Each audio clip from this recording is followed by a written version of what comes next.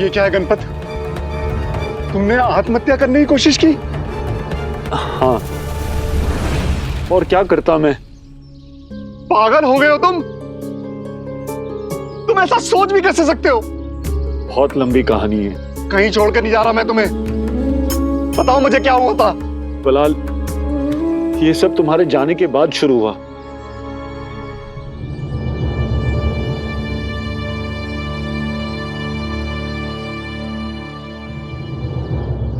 राव साहब,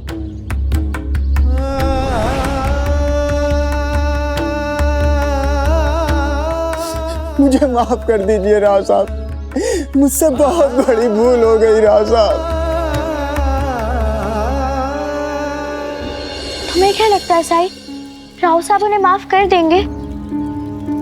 मुझे नहीं लगता, बल्कि मुझे तो डर इस बात का है कि कहीं वो ये ना समझ बैठे कि चंपा अपने आई बाबा की तरह गुनहगार है, वो उनके साथ मिली हुई है। जबकि सच तो ये है कि चंपा राव साहब का बहुत सम्मान करती है। अगर राव साहब ने चंपा को एक भी शब्द कहा तो वो अपने ऊपर लगे इल्जाम को नहीं सह पाएगी साई।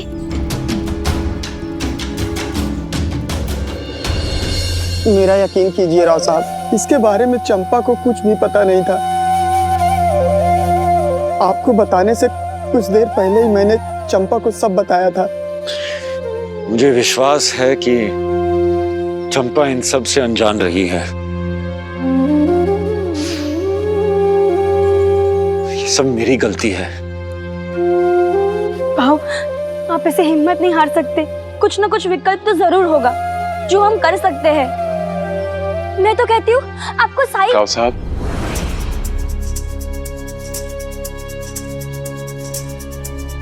क्या बात है? राव साहब, हमें नहीं लगता हम आपकी नाटक मंडली में और काम कर पाएंगे। पिछले 1 हफ्ते से नाटक का एक भी खेल नहीं हुआ है और ना कोई कमाई। और जिस तरह के हालात बने हुए हैं, उन्हें देखकर लगता भी नहीं कि हालात अब बदलने वाले। राव साहब, गांव के लोग बता रहे थे कि जो कोई भी कुलकर्णी सरकार से उलझा है और उनके चंगुल में फंसा है, वो उनके चंगुल से कभी बाहर नहीं आया। ये सच कह रहे हैं राव साहब। पिछले कुछ महीनों से हमारा मेहनताना नहीं मिला है। अगर आप हमारा मेहनताना दे दे तो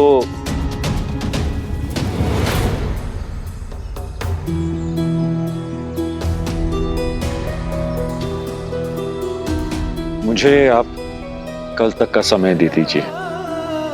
मैं अपना सब कुछ बेचकर आप लोग को आपका मेहनताना दे दूंगा।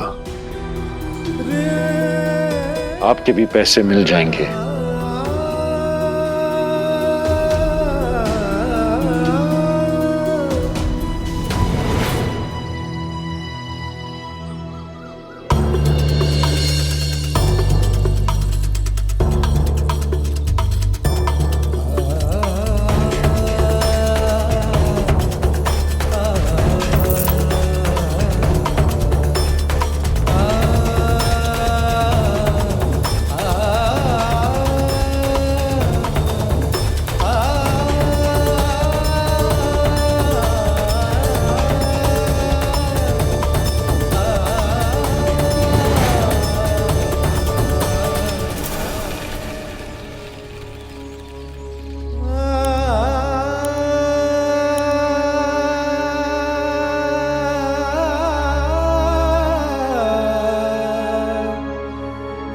राव साहब, इनका मेहनताना इनमें बांट दो।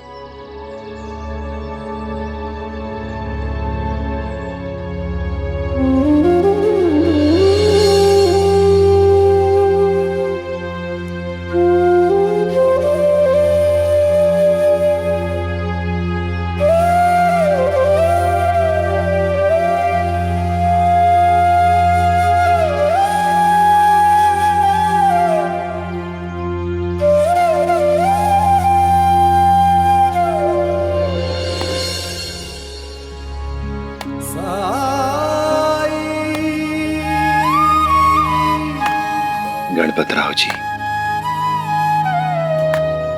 क्या मैं आपकी कुछ मदद कर सकता हूं? क्यों बार बार वही बात दोहराते रहते हैं साईं? इस समय मैं बहुत परेशान हूं, मुझे और परेशान मत कीजिए। रुकिए गणपतराव जी,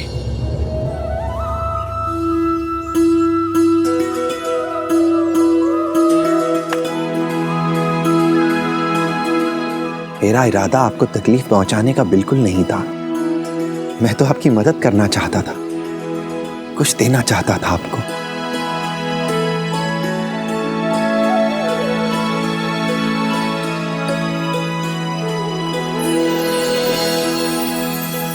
ये सिक्के पहचानते हैं ना? ये आपने ही मुझे दिए थे और कहा था कि जरूरत पर काम आएंगे। आज वो वक्त आ गया है। आज मुझसे कहीं ज्यादा आपको इन सिक्कों की जरूरत है। ले लीजिए। मेरी बदनसीबी का मजाक उड़ा रहे हैं आप? मैंने आपको कभी भिक्षा के लिए पैसे दिए थे, उस वक्त मेरी हैसियत थी। आज मेरी ऐसी हालत है कि आप मुझे भीख दे रहे हैं। इसी बात का एहसास दिलाना चाहते हैं आप, है ना? अरे मुझे तो समझ में नहीं आता कि यहाँ के लोग आपको इतना प्रेम, इतना सम्मान क्यों देते हैं। आप तो नफरत के लायक नहीं हो। साईं, इस तरह से मदद की जाती है? मेरे चंद सिक्के वापस लौटा के मुझ पर एहसान जताना चाह रहे हैं आप? जब मदद नहीं ली तब आप मुझे इतना बेइज्जत कर रहे हैं। अगर मदद ली होती तो न जाने कितना जलील करते आप मुझे। शायद इस वजह से मेरे मन में आपके लिए हमेशा अविश्वासी बना रहा है। मैंने तो पैसे आपको इसलिए दिए थे क्योंकि मैं आपको दिल से मदद करना चाहता था, लेकिन आप मेरी मदद नहीं कर रहे हैं। आप मेरा अपमान कर रहे हैं, मेरी परिस्थिति का अपमान कर रहे हैं आप। साईं, संत महात्मा ऐसे नहीं होते।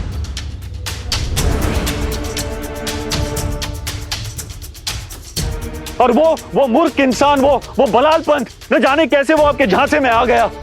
और ये सब लोग जो आप पर भरोसा करते ना, वो आपका असली रूप नहीं जानते। मैं जानता हूं आपका असली रूप।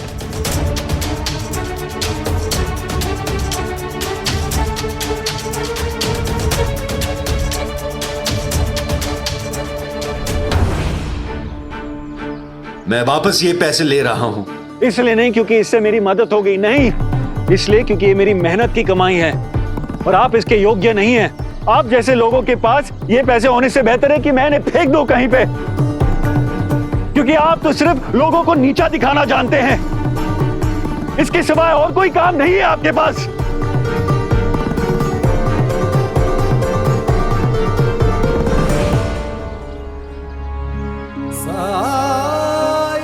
मटका अभी भी कच्चा ही है।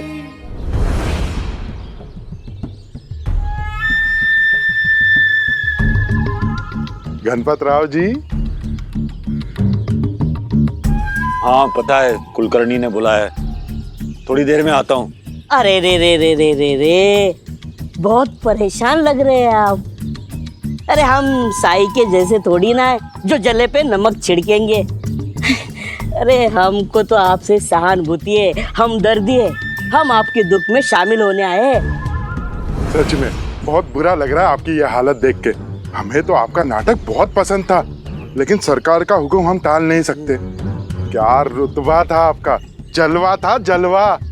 सच में गणपत राव, कला का पर्याय। वो कहते हैं ना, अरे नाम ही काफी है, गणपत राव। लेकिन आज क्या हालत हो गई है इनकी। ऊपर वाला किसी कलाकार की ऐसी दुर्गति ना करे। हाँ?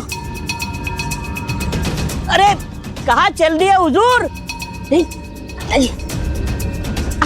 अरे अंताजी समझा कीजिए, आसमान में उड़ने वाला शख्सियत अगर अचानक जमीन पर गिर जाए तो किसी से कैसे नजरें मिला पाएगा। अरे ये तो बहादुर है, बहादुर। अगर इनकी जगह पर मैं होता ना तो अपनी जान ही दे देता।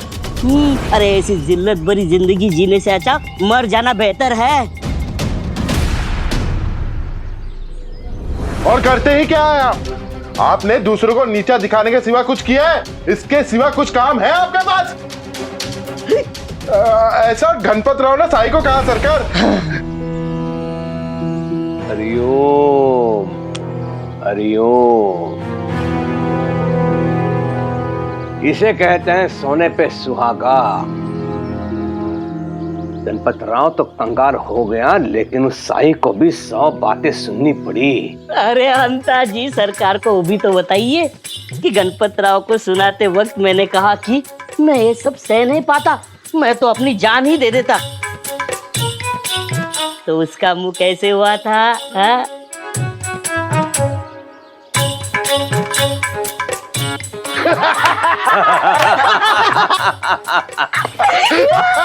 अंततः ऊंट पहाड़ के नीचे आ ही गया। ना बचा नाम, ना बचा मान सम्मान, ना धन।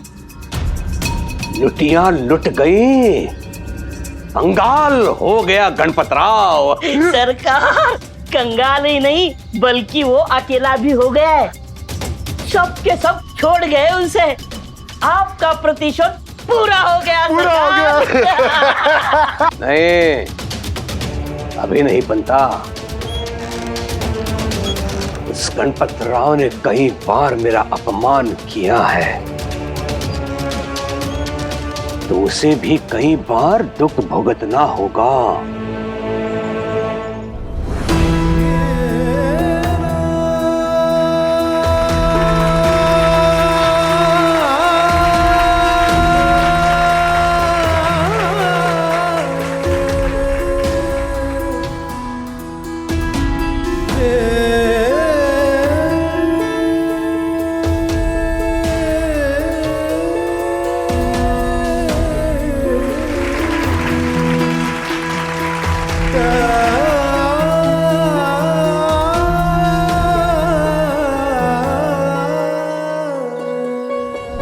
अगर इनके जगह पर मैं होता ना तो अपनी जान ही दे देता। अरे ऐसी जिल्लत भरी जिंदगी जीने से अच्छा मर जाना बेहतर है।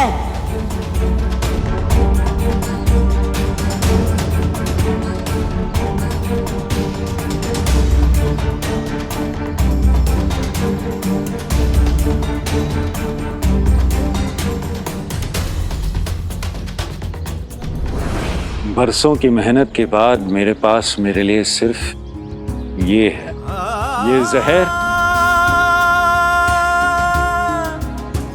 और उस फकीर के दिए हुए ये 3 सिक्के। भले ही मेरा जन्म एक गांव में हुआ, पर महान रंगकर्मी, महान कलाकार गणपत राव का जन्म एक रंगमंच पर हुआ था। यहीं से उसकी कहानी की शुरुआत हुई थी और यहीं पर आकर खत्म भी होगी। गणपत राव का आखिरी प्रदर्शन, गणपत राव का आखिरी अभिनय को कोई भी नहीं देख पाएगा।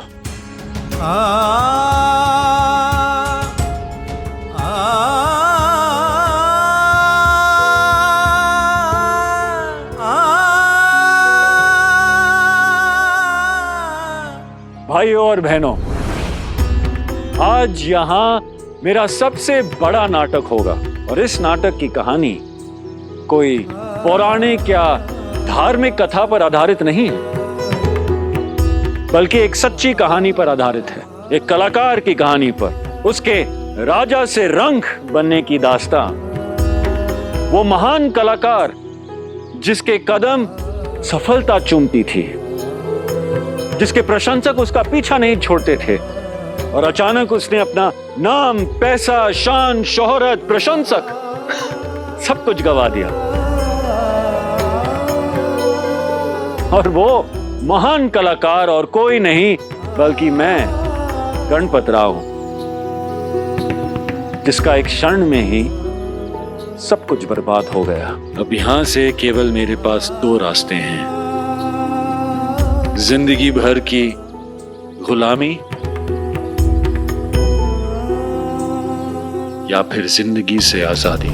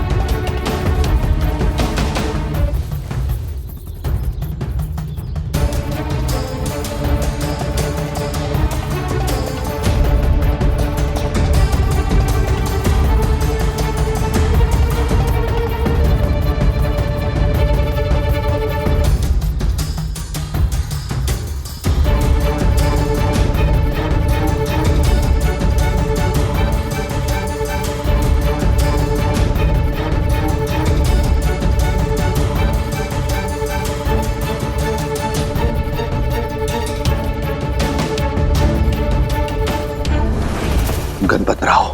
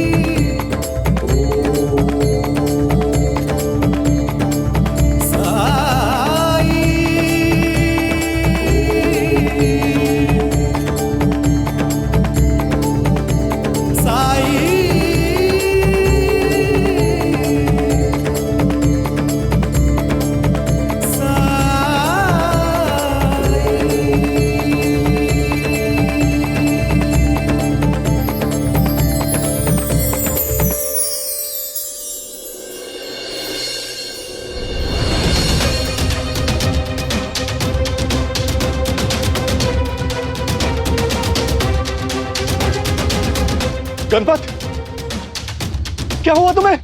बलाल, बलाल, बलाल,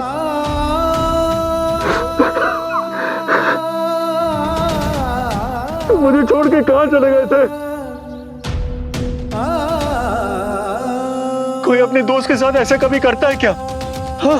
तुमने ही तो मुझे जाने पर मजबूर किया था।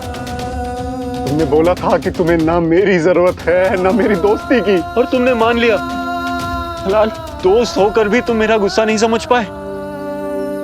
अरे तुमसे बेहतर मुझे मेरे गुस्से को और कौन जानता है, और ये जानते हुए भी तुमने मुझे छोड़ दिया। तुमसे दूर रहकर भी कभी तुमसे दूर नहीं था मैं। हर वक्त तुम्हारी चिंता सताती थी। मैं तुम्हारे पास वापस आना चाहता था, लेकिन सोच के डरता था कि मुझे सामने देखकर पता नहीं कैसी प्रतिक्रिया हो तुम्हारी। लेकिन कल रात मैंने सपने में देखा कि तुम जहर पीकर आत्महत्या कर रहे हो, और इन वक्त पे साईं ने आके तुम्हारी जान बचा ली। उसके बाद मैं खुद को रोक नहीं पाया। गणपत, तुम कुछ बोल क्यों नहीं रहे?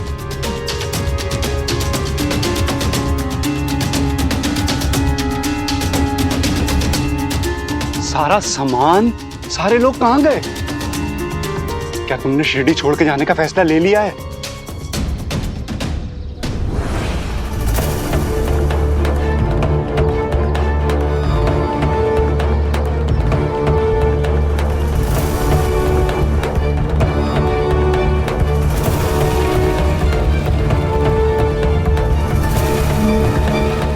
ये क्या है गणपत? तुमने आत्महत्या करने की कोशिश की? हाँ, और क्या करता मैं? पागल हो गए हो तुम? तुम ऐसा सोच भी कैसे सकते हो? बहुत लंबी कहानी है। कहीं छोड़कर नहीं जा रहा मैं तुम्हें। बताओ मुझे क्या हुआ था? बलाल, ये सब तुम्हारे जाने के बाद शुरू हुआ।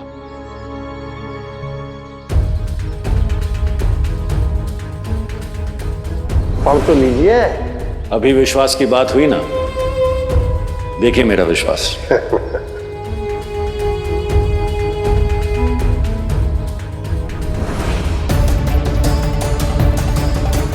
चौथे पृष्ठ पर दूसरे अनुच्छेद में वर्णित उपनियम चौथे में यह लिखा है कि तुमने अपने आप को मेरे पास गिरवी रखा है गणपत राव, गिरवी। कुलकर्णी सरकार ने तुम्हें याद किया है। ठीक है, नाटक के बाद आऊंगा। ये मत भूलिए कि अब आप कुलकर्णी सरकार के गुलाम हैं। चल रहे हैं या घसीटूं? कब लौटा रहे हो मेरे पैसे? बस इतनी बात थी। तुम्हारे लिए इतनी सी बात होगी, मेरे लिए बहुत बड़ी बात है। लेकिन अगर आप मुझे नाटक खेलने की इजाजत नहीं देंगे तो मैं आपके पैसे वापस कैसे करूंगा?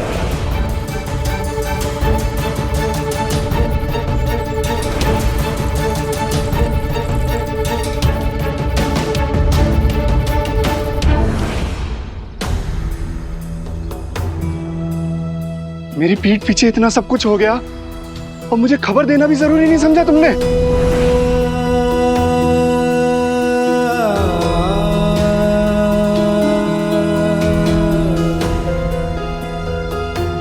खबर देता भी तो तुम क्या कर लेते?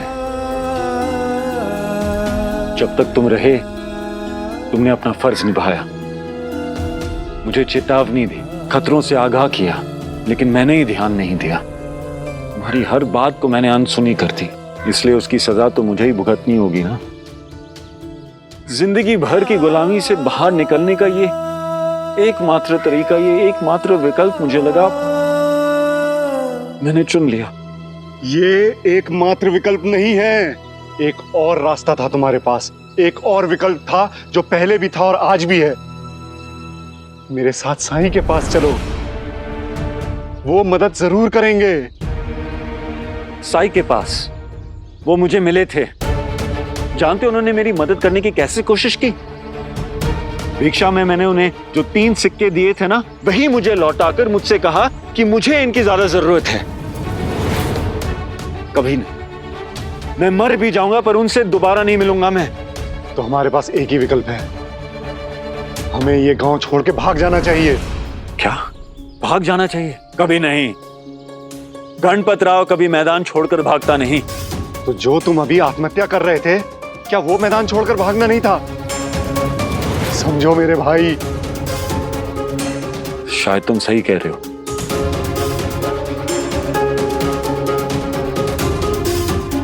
चलो मेरे साथ।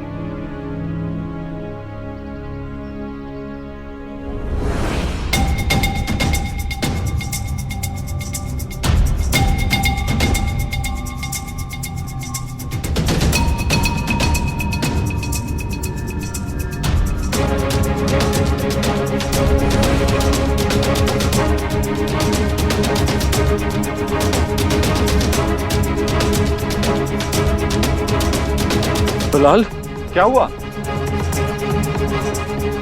देखो,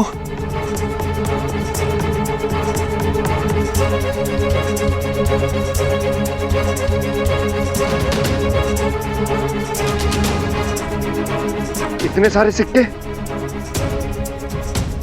ये कहां से आए? पता नहीं, मैंने तो इसमें वही सिक्के डाले थे जो साईं ने मुझे दी। और अब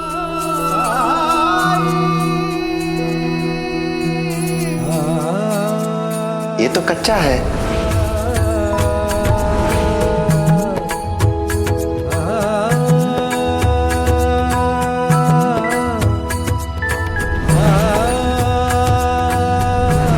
ये लीजिए, जरूरत के वक्त काम आएगा। जरूरत के वक्त काम आएगा। मुझे तो बहुत खुशी हो रही है कि आखिर में आप दोनों ने हमारी बात मान ली। मैंने कुछ नहीं किया राव साहब, वो तो साईं ने हमें रास्ता दिखाया। क्या मैं आपकी कुछ मदद कर सकता हूँ? खुद तो दर दर जाके भिक्षा मांगते फिरते हो, बड़े आए गणपतराव की मदद करने वाले। मेरा इरादा आपको तकलीफ पहुंचाने का बिल्कुल नहीं था। मैं तो आपकी मदद करना चाहता था।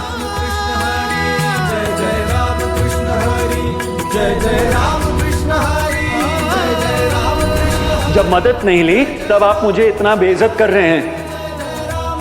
अगर मदद ली होती तो न जाने कितना जलील करते आप मुझे।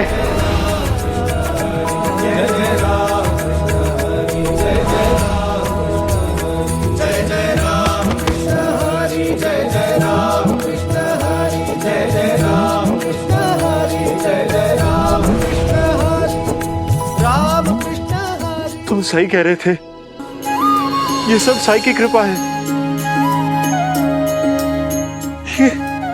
ये पैसों का चमत्कार उन्हीं की वजह से है।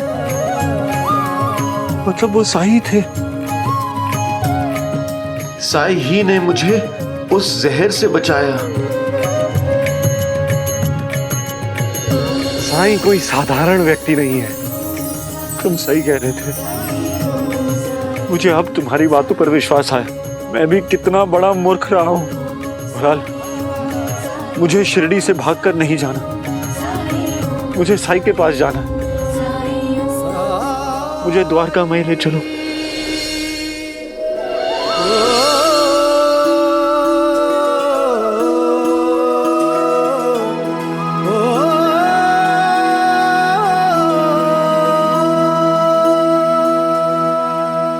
बहुत देर कर दी आने में।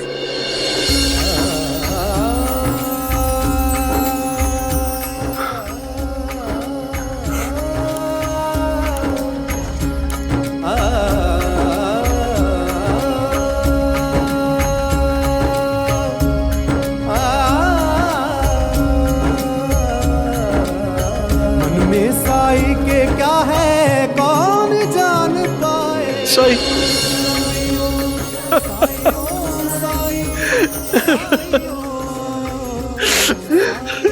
हाँ साई,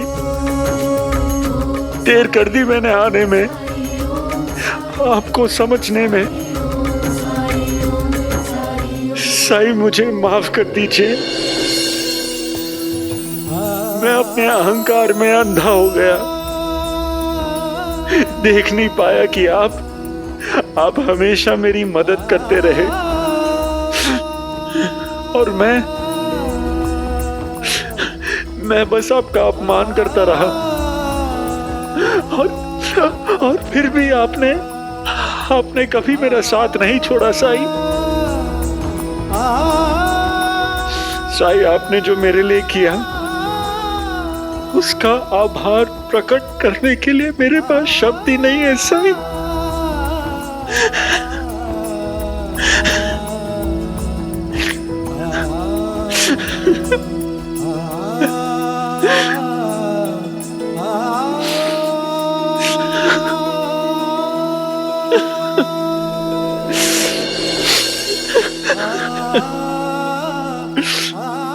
मैंने कुछ नहीं किया है गणपतराव जी।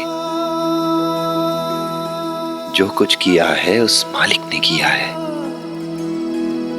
करता भी वही है और कारण भी वही है। इस संसार में हमें जो कुछ भी प्राप्त होता है वो हमारे कर्मों का ही फल है,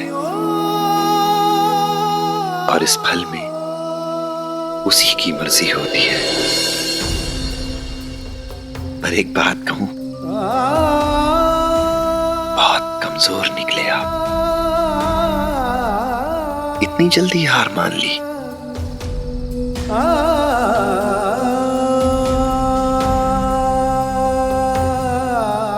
सायुस, जिंदगी भर उस कुलकर्णी की गुलामी से तो मरना ही बेहतर है ना। अब आपको किसी की गुलामी करने की जरूरत नहीं है। इन पैसों से कुलकर्णी सरकार का कर्ज अदा करके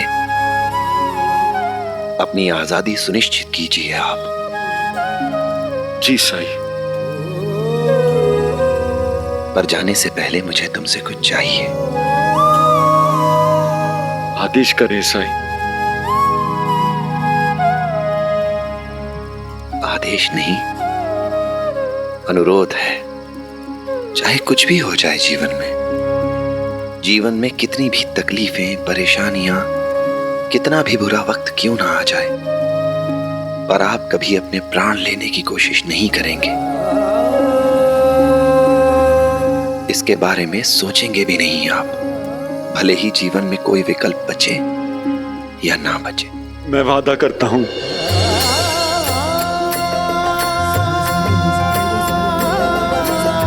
इस बार हम पूरी तैयारी के साथ जाएंगे साईं। मैं सारे दस्तावेज तैयार कर लूंगा जो इस बात का सबूत होंगे कि हमने पूरा ऋण सूद समेत कुलकर्णी सरकार को वापस कर दिया। बंता जी, सुबह होते सरकार को बताना होगा। हाँ।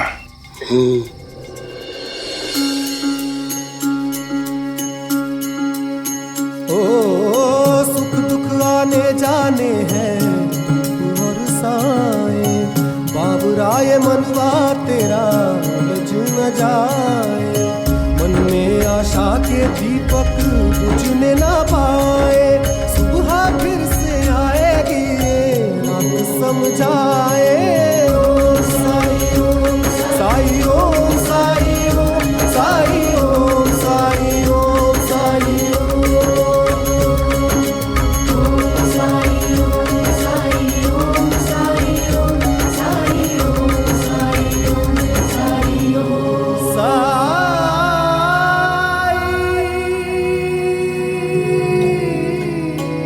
राम जी भला करें।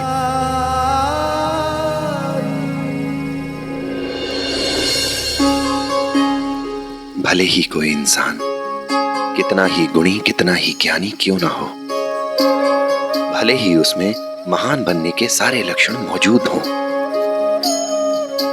लेकिन उसकी केवल एक दुर्बलता उसके विनाश का कारण बनने के लिए पर्याप्त है,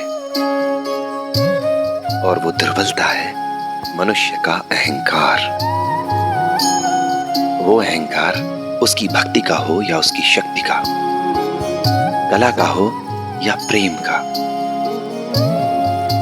क्योंकि अहंकार एक ऐसा अंधकार है जिसमें मनुष्य को अपने अलावा किसी दूसरे का एहसास नहीं रह जाता। वो ये भूल जाता है कि इस ब्रह्मांड में हम केवल एक कण के समान हैं,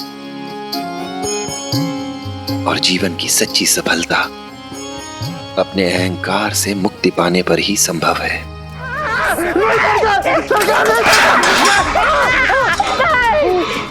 छोड़ूंगा नहीं तुम लोगों को मैं। उसके पास पैसे कहां से आए? ये तो पता नहीं सरकार, लेकिन कल रात को वो उस पाखंडी साई के साथ था और उस पाखंडी साई ने उसे सलाह दी जाकर कर्जा चुका दे। तुम तो कह रहे थे कि वो घृणा करता है उस बैरागी से, फकीर से, तो ये प्रेम कहां से उमड़ पड़ा?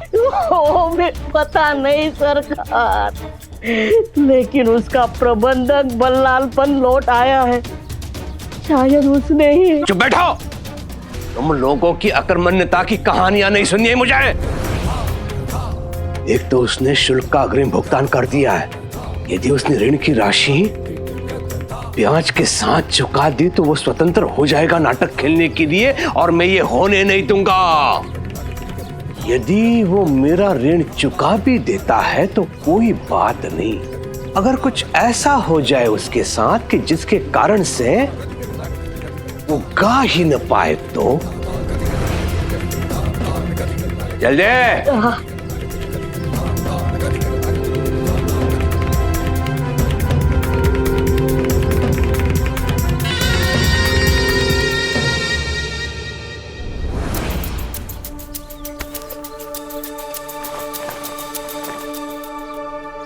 अंता जी, ये जो बादाम लगा हुआ लड्डू है ना, इसमें मैंने सिंदूर मिला दिया है। इसे खाते ही खाने वाले की आवाज जिंदगी भर के लिए खराब हो जाएगी।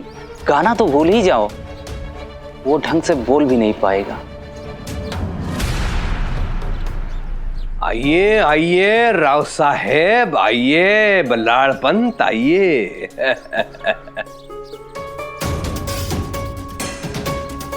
राव साहिब,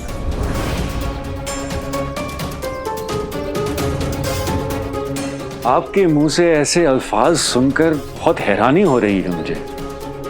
मैं यहाँ आपका कीमती वक्त बर्बाद करने नहीं आया हूँ और ना ही खुद की खातिरदारी करने। मैं बस आपके उधार के पैसे लौटाने आया हूँ, सूद समेत।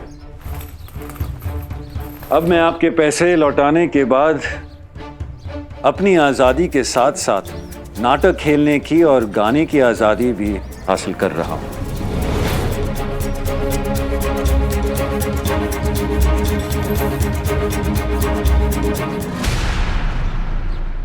हरिओम हरिओम। मुझे बहुत खुशी हो रही है, बहुत आनंद हो रहा है गणपतराव कि तुम मेरे पैसे लौटाकर गुलामी से मुक्त हो रहे हो। आओ आओ। मुनीम, लो गिनो।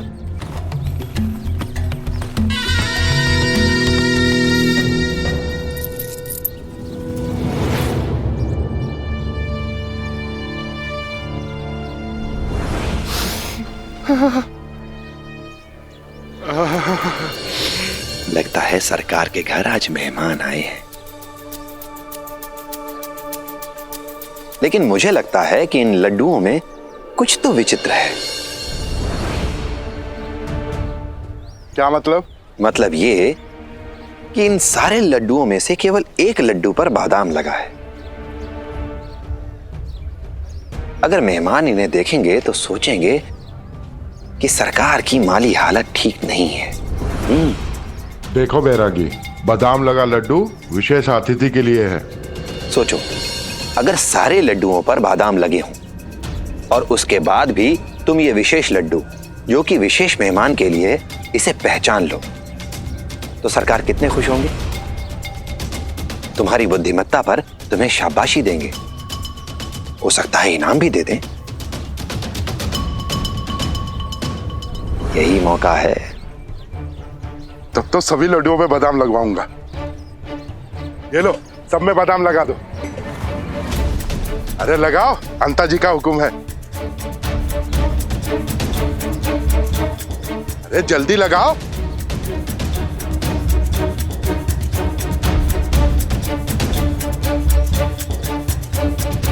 सिंदूर वाला लड्डू बीच में है, सिंदूर वाला लड्डू बीच में है।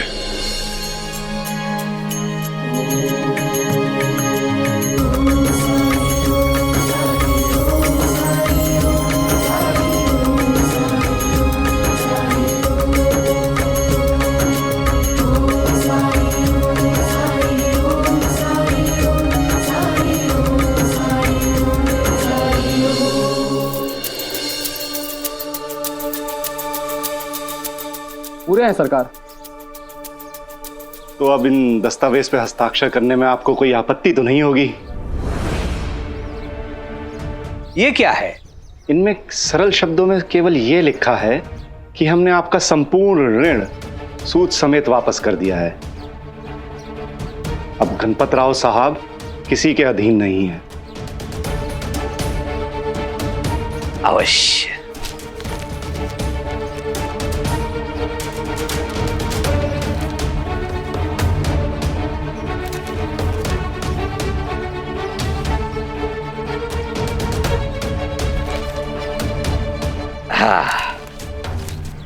लीजिए। हरिओम हरिओम। एतद् द्वारा मैं ये घोषणा करता हूं कि श्रीमान गणपतराव आज से एक स्वतंत्र व्यक्ति हैं। हरिओम। चलो अब। अरे रुक जाइए, बीती बिसारिए, आगे की सुध लीजिए। कहां जाने की जल्दी है? बैठो, बातें करो। लेकिन सच कहूं गणपतराव, मैं तुमसे नाराज था क्योंकि तुमने मुझे अपमानित किया था। अब जब तुमने मेरे पैसे लौटा दिए हैं तो मुझसे जो भूल हुई है मैं उसे सुधारने के लिए तुम्हारे सामने एक प्रस्ताव रखना चाहता हूं। इसमें भी इसकी कोई ना कोई चाल जरूर होगी। अरे व्यर्थ में तुम दोनों परेशान हो रहे हो, इसमें मेरी कोई चाल नहीं है, केवल मित्रता का हाथ बढ़ा रहा हूं। स्पष्ट कहिए, आप क्या चाहते हैं? गणपतराव, मेरे कुछ मित्र यहाँ काम से आ रहे हैं। वो मेरे सारे मित्र जमींदार हैं, मुखिया है, व्यापारी है। अगर वो तुम्हें गाते हुए सुने तो उनके लिए सौभाग्य की बात होगी। मैंने बहुत बार प्रयास किया तुम्हारी कला से तुम्हें दूर करने का, तुम्हें रोकने का, किंतु इस बार मैं चाहता हूं कि तुम गाओ।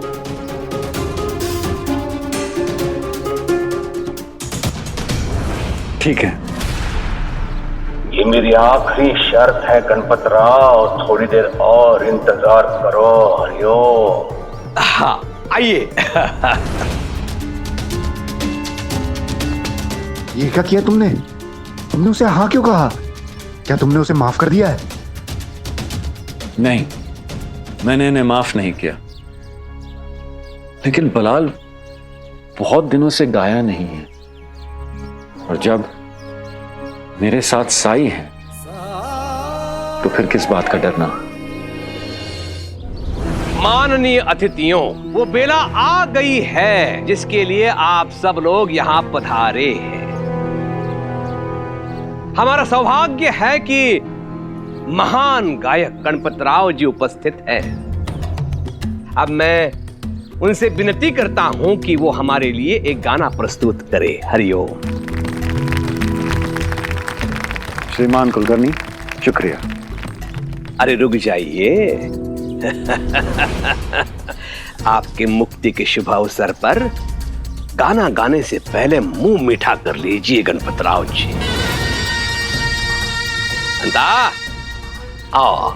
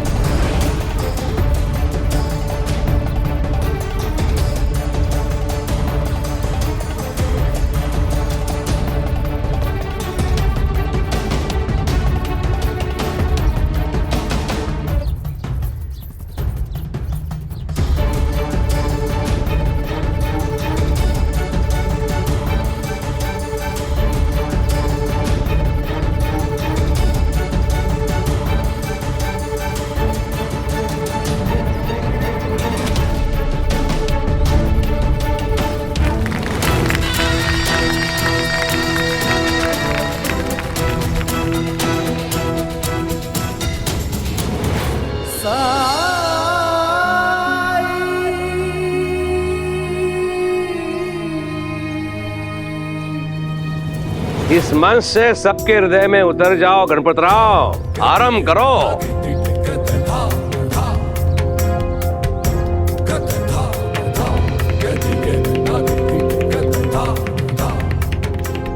आरंभ करो गणपत राव। जैसे है तुम आलाप के लिए मुंह खोलोगे, अंदर से स्वर नहीं बल्कि हवा निकलेगी।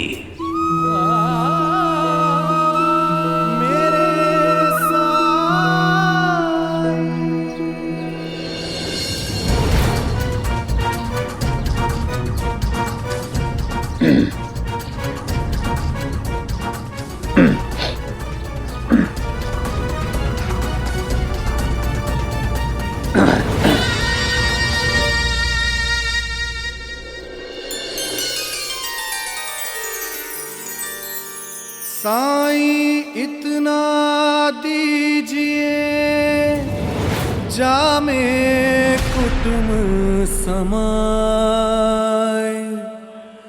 मैं भी भूखा ना रहूं और साधु न भूखा जाए।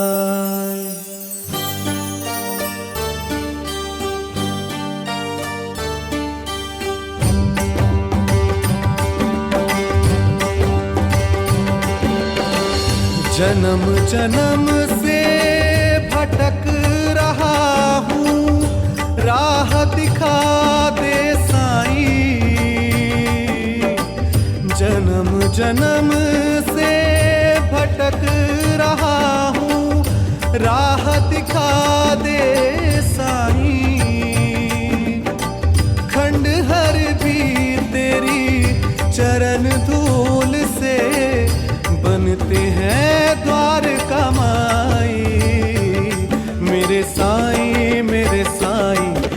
मेरे साईं, मेरे साईं, मेरे साईं, मेरे साईं।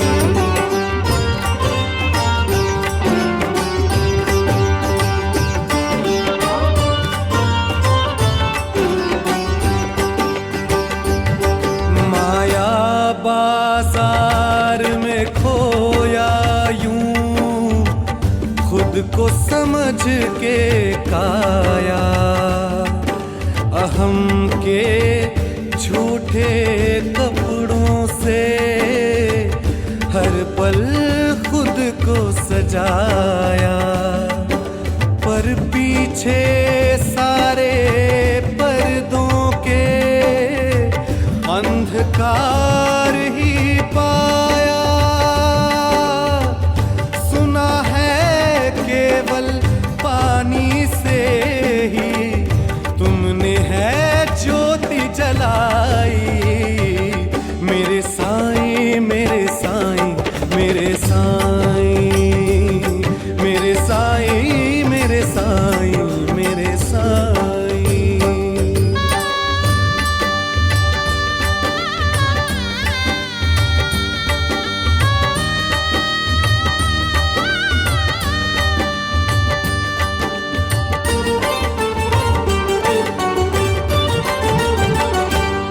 रोग भव का हर दो साईं, दूर ये सारे भरम करो। मैं हार चुका हूँ खुद से ही, साईं मुझ पे रहम करो। अज्ञान बदरिया हट जाए, बस इतना ही करम करो। ज्ञान का सूरज साईं दिखा दो, तुम ही मेरे कन्हाई। मेरे साईं, मेरे साईं, मेरे साईं, मेरे साईं, मेरे साईं, मेरे साईं। जन्म जन्म से भटक रहा हूँ, राह दिखा दे साईं। खंडहर भी तेरी चरण धूल से बनते हैं द्वार कमाई। मेरे साईं, मेरे साईं, मेरे साईं, मेरे साईं, मेरे साईं, मेरे साईं, मेरे साईं, मेरे साईं, मेरे साईं, मेरे साईं, मेरे साईं, मेरे साईं।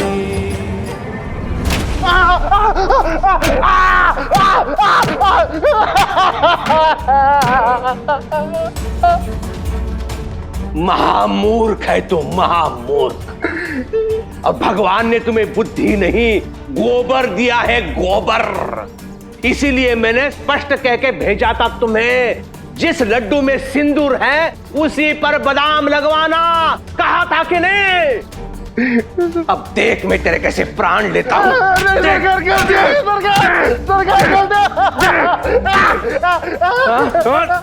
कैसे कैसे कैसे प्राण लेता हूँ।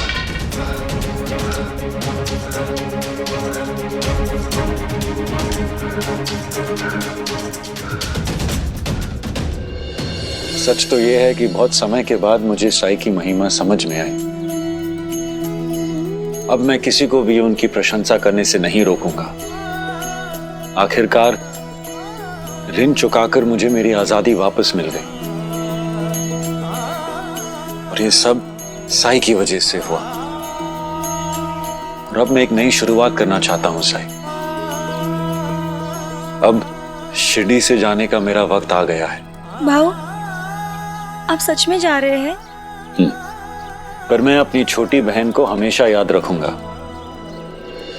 तुमसे मिलने जरूर आऊंगा मैं। आप मत जाइए राव साहब, नाटक का मंचन करने में हम सब आपकी मदद करेंगे। नहीं, अभी तुम्हारे पढ़ने लिखने का समय है और मेरा जाने का। लेकिन अब कहाँ जाएंगे? और क्या अब आप नाटक का मंचन बंद कर देंगे? बिल्कुल नहीं। अभी तो जबकि मैंने अपना अभिमान त्याग दिया है, तभी तो कोई भी मुझे कुछ भी करने से नहीं रोक सकता। अभी मेरे समझ में आया कि अभिमान और घमंड कला का काल है। मैं हमेशा अपने घमंड में ही चूर रहा, अपने आप को दूसरों से बेहतर समझता रहा। मेरे गुस्से और मेरी संकी ने हमेशा मुझे गलत निर्णय लेने में मजबूर किया। यहां तक कि मैंने अपने सबसे करीबी दोस्त का अपमान किया और उसे भगा दिया। उसकी निष्ठा की कद्र नहीं की, उसकी कद्र नहीं की। माफ कर देना दोस्त। मैं बहुत अधिक महत्वाकांक्षी हो गया था, इसलिए सही और गलत में पहचान ही नहीं कर पाया। सही, मुझे खुद में सुधार लाने की जरूरत है। मैं कलाकार हूं, पर मैं चंपा जैसा कलाकार बनना चाहता हूं, जो गाती है तो सिर्फ अपनी खुशी के लिए। महत्वाकांक्षी होने में कोई बुराई नहीं है गणपतराव जी, लेकिन हमें अपनी महत्वाकांक्षा में इतना खो नहीं जाना चाहिए कि अपने आसपास के लोगों को भी देख ना सके और खुद को अकेला कर ले। अगर ईश्वर ने प्रतिभा दी है तो हमें उसे तुच्छ नहीं समझना चाहिए, सम्मान करना चाहिए उसका। और सच्चा सम्मान तो तब है जब लोग हमारी कला के साथ हमारे व्यक्तित्व, हमारी इंसानियत का भी सम्मान करें। और इन दोनों में ये संतुलन बहुत जरूरी है। साईं, मैं आपकी ये सीख हमेशा याद रखूंगा। अब चलता हूं साईं। भाऊ, आप मिलने आएंगे ना? जरूर। और जब मैं फिर से अपने आप को स्थापित कर लूं, तो तुम जब भी चाहो मेरी मंडली से वापस जुड़ सकती हो और अपना अभिनय फिर से शुरू कर सकती हो।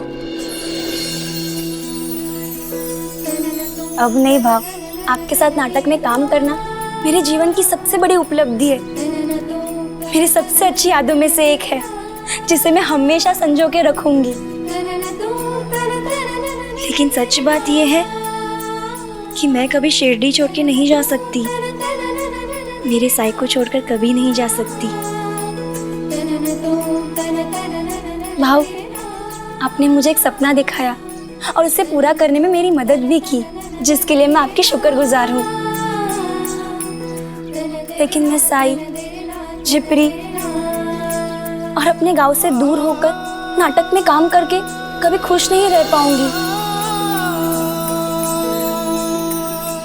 भाव, मुझे माफ कर दीजिएगा। बिल्कुल भी नहीं।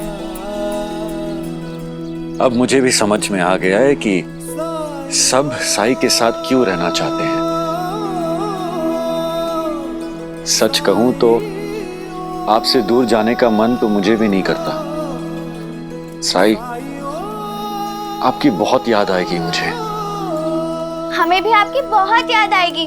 हमें भी आपकी बहुत याद आएगी। मुझे भी आप सब लोगों की बहुत याद आएगी।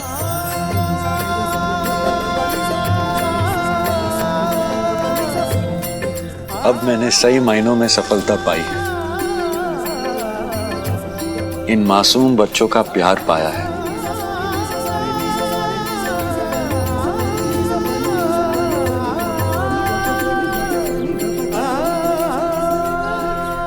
शुक्रिया साईं।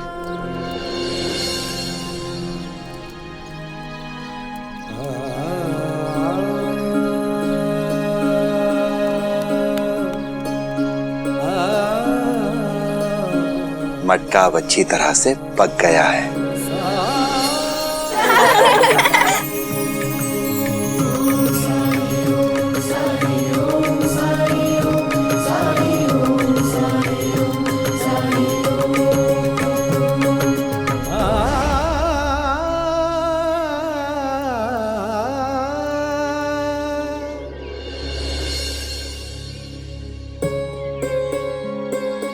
अरे भाईजान का बहुत दिनों बाद दिखाई दी। आप कहीं बाहर गई थी क्या? अरे कहाँ, आई की तबीयत ठीक नहीं रहती है ना, तो उनकी सेवा करने में और घर के सारे काम करने में समय कहाँ निकल जाता है पता ही नहीं चलता। बहुत दिनों से साईं को भी अपने हाथों से खाना नहीं खिलाया था, तो सोचा कि आज घर के सारे काम जल्दी निपटा लूं और उसके पास चली जाऊं। चलो तुम भी द्वारका माई। भाईजान का मैं उपली बेच कर आती हूँ। ठीक है।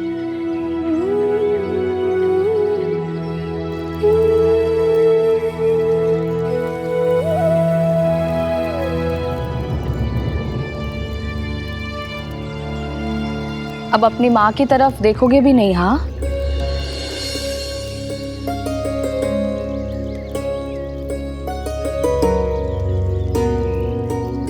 बहुत नाराज हो ना?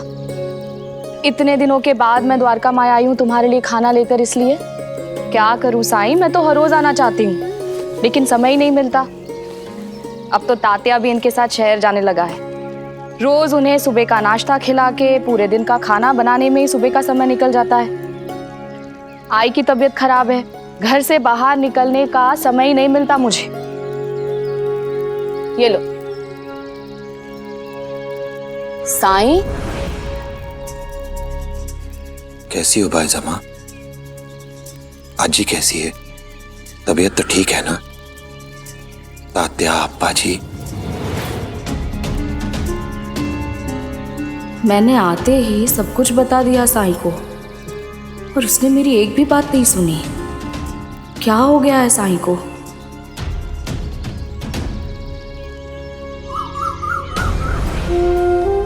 इतने सालों में कभी साईं को ऐसे नहीं देखा। अंदर से बेचैन है वो। कोई बात है जो उसे परेशान कर रही है। ऐसी क्या बात है जो वो मुझसे कहने में संकोच कर रहा है?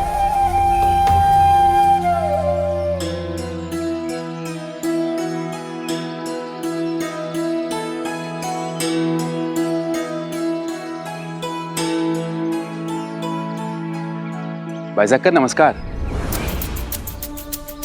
भाईजान का, भाईजान का। हाँ, क्या बात है, आप कुछ परेशान लग रही हैं? नहीं, मैं ठीक हूँ, लेकिन साईं ठीक नहीं है। वो बहुत परेशान लग रहा था। साईं परेशान? ये आप क्या कह रही हैं? उन्होंने कुछ कहा आपसे?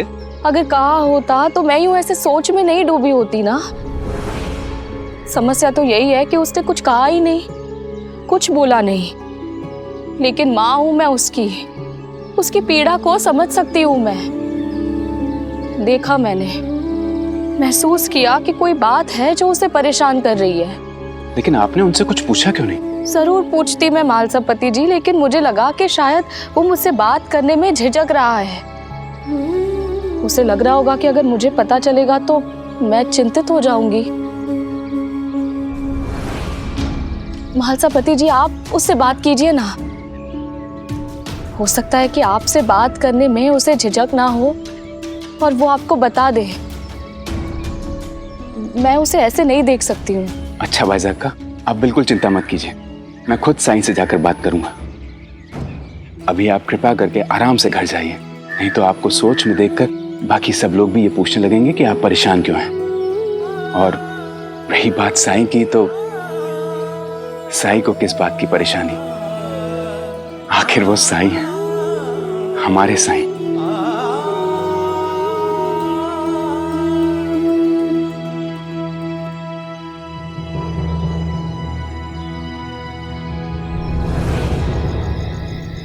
अगर आपको कोई बात परेशान कर रही है तो क्या हमें जानने का अधिकार नहीं है?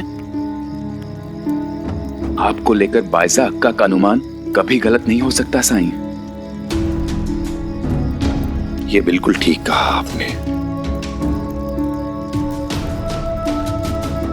मां को हमेशा पता चल ही जाता है। तो बात क्या है साईं? मैंने जानबूझकर गलत किया है और इसी की वजह से मेरा मन परेशान है। गलती और पाप किया है मैंने महालसापति जी। आप साईं? सोचो, अगर सारे लड्डुओं पर बादाम लगे हों और उसके बाद भी तुम ये विशेष लड्डू, जो कि विशेष मेहमान के लिए, इसे पहचान लो, तो सरकार कितने खुश होंगे। लेकिन साईं, मुझे तो इसमें कुछ भी गलत नहीं लगा। हाँ, आपने अंता को गुमराह अवश्य किया था, लेकिन वो किसी की भलाई के लिए किया था साईं। अगर गणपत राव वो लड्डू खा लेते तो कभी गा नहीं पाते साईं। और आपके पास एकमात्र यही विकल्प था। अगर इसमें किसी की गलती है तो वो है कुलकर्णी सरकार और अंता की, न कि आपकी साईं। मैं जानता हूं महालसापति जी कि मैंने जो कुछ भी किया वो मेरे पास अंतिम विकल्प था, लेकिन किसी को गुमराह करना ये तो अच्छी बात नहीं है। और वजह चाहे जो कुछ भी हो, गलत तो गलत ही होता है ना। और गलत को कभी अच्छे और बुरे की श्रेणी में परिभाषित नहीं किया जा सकता। तो साईं, अब आप क्या करेंगे? आपका आभास होना बिना प्रायश्चित के निरर्थक है। प्रायश्चित? ब्रह्मांड साधना से। ब्रह्मांड साधना?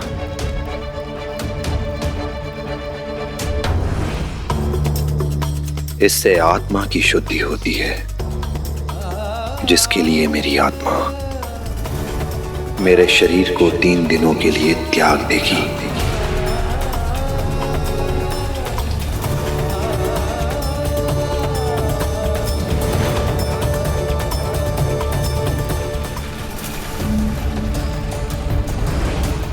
नहीं साईं, ये आप क्या कह रहे हैं? आपकी आत्मा आपके शरीर को छोड़ के चली जाएगी? मैं ये बात नहीं मान सकता साईं। आप ऐसा नहीं कर सकते। हम सब अनाथ हो जाएंगे साईं। ये शिरडी बिखर जाएगी साईं। मैं ये बात नहीं मान सकता साईं। साईं, आप ऐसा नहीं कर सकते। महालसापति जी, शांत हो जाइए महालसापति जी। सिर्फ 3 दिन, सिर्फ 3 दिनों की बात है। तो साईं, ये बात आपने भाई साहब को क्यों नहीं बताई? क्योंकि माँ का प्रेम इस बात को समझ ही नहीं पाता। उनका स्नेह मेरे इस प्रायश्चित के महत्व को उन्हें समझने ही नहीं देता। और अगर वो मुझे शपथ दे देती तो मैं उनकी शपथ को टाल नहीं पाता। लेकिन साईं, ये सब करने के आपको क्या आवश्यक? महालसापति जी, मेरा प्रायश्चित आपके समर्थन के बिना पूरा नहीं हो सकता। क्या मैं मदद के लिए आप पर भरोसा कर सकता हूं?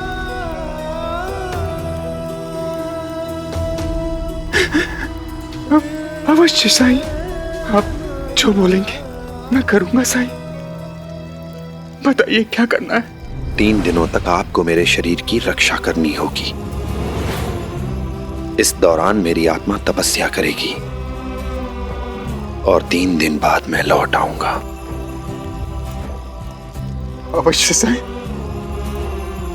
मैं एक पल के लिए भी आपको नहीं छोड़ूंगा साईं। और एक बात और। जी साईं। अगर मैं 72 घंटे में वापस नहीं लौटा तो मेरे इस शरीर को यहीं द्वारका माई में दफना दीजिएगा।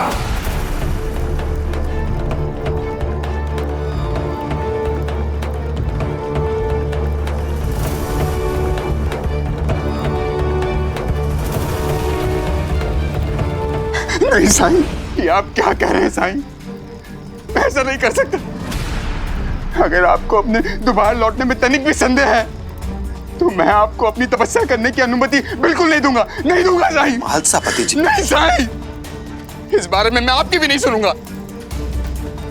आपको किसी भी कीमत पर मेरी मदद करनी ही होगी। हामी भरी है आपने।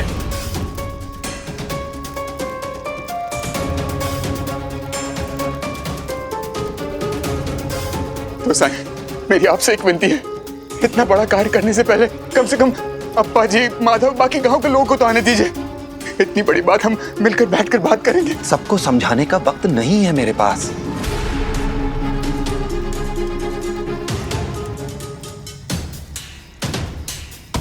मुझे अभी इसी वक्त साधना शुरू करनी होगी।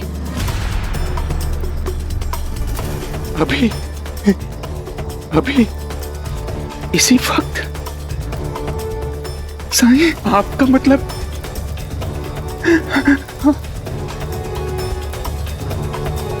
आपको ये करना होगा। मेरे पास समय नहीं है महालसापति जी, वादा कीजिए। आपको करना होगा।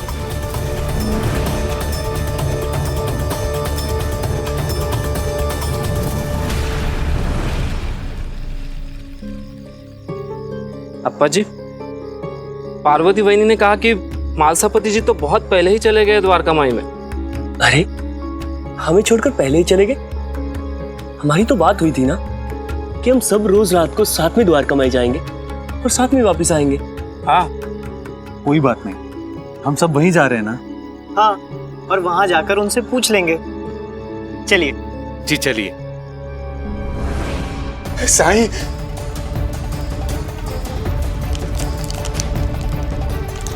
साईं कृपा करके थोड़ी देर तो और रुक जाइए। कम से कम बाकी लोगों को तो आने दीजिए, वो रास्ते में ही होंगे। साईं कृपा करके। आपको क्या लगता है अगर वो लोग आ जाएंगे तो मुझे ये करने देंगे? साईं, लेकिन मैं उन्हें क्या जवाब दूंगा? मैं क्या समझाऊंगा उन्हें? क्या वो मुझसे ये सब नहीं पूछेंगे कि मैंने आपको रोका क्यों नहीं? साईं,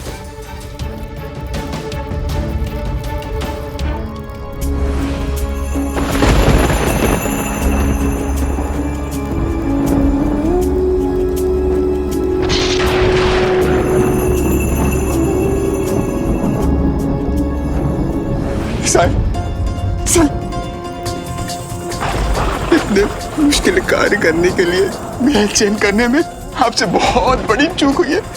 मुझ में इतना सामर्थ्य नहीं कि ये सब मैं अकेले कर पाऊं। साईं, महालसापति जी, हनुमान जी को भी अपनी शक्ति, अपनी सामर्थ्य का एहसास नहीं था। मेरे इस शरीर को 3 दिनों तक सुरक्षित रखने का प्रण अगर कोई कर सकता है, ये सामर्थ्य किसी में है तो वो केवल आप है, सिर्फ आप। साईं, अगर मैं आपसे कहूं कि आप मेरी खातिर ये सब छोड़ दें, आप प्रायश्चित ना करें तो? आप ऐसा कुछ नहीं कहेंगे मालसापति जी, क्योंकि आप जानते हैं आप और लोगों से अधिक आध्यात्मिक हैं। आपको पता है कि हम सबको अपने कर्मों का फल भुगतना ही होता है, और अगर मैंने अभी प्रायश्चित नहीं किया तो अशुद्धता मेरे अंदर बनी रहेगी और मुझे निरंतर प्रदूषित करती रहेगी। मुझे अपने पाप का प्रायश्चित करना ही होगा, करना ही होगा।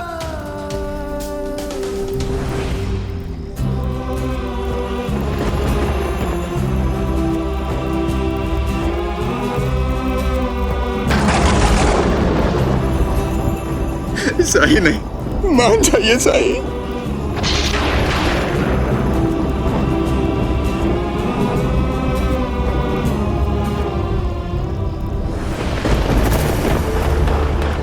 घड़ी आ गई है मालसापति जी।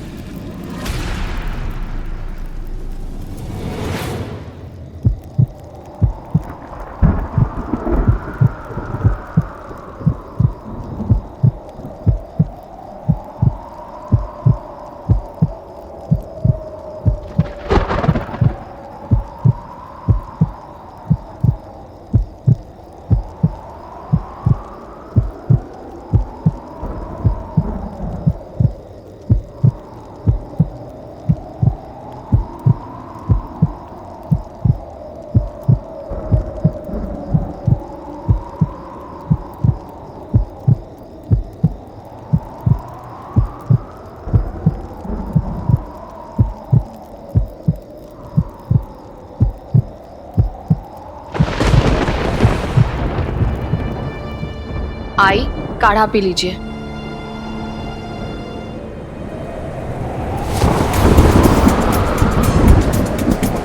ये अचानक इतनी तेज हवा?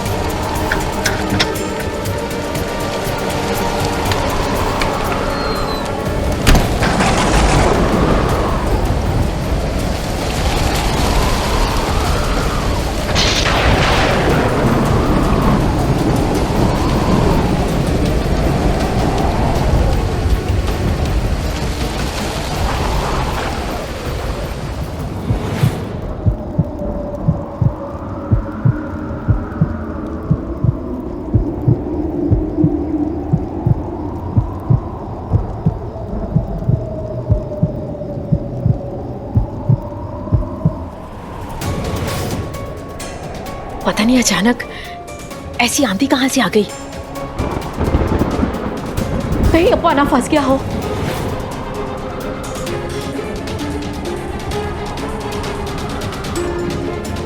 बहुत तेज गति से हवा चल रही है। लगता है इस तूफान का असर सिर्फ शिरडी पर ही नहीं, दूर दराज के इलाकों पर भी होगा।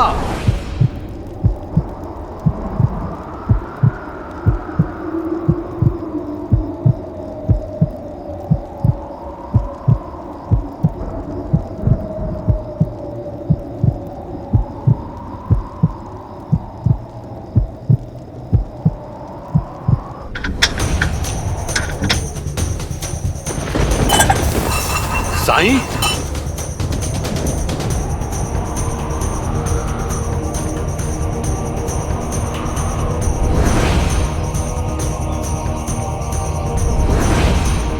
जब तक आपसे मुलाकात नहीं होती ना बाबा, तब तक मैं आपके इस चरणों की धूल को सहज कर अपने पास रखूंगा।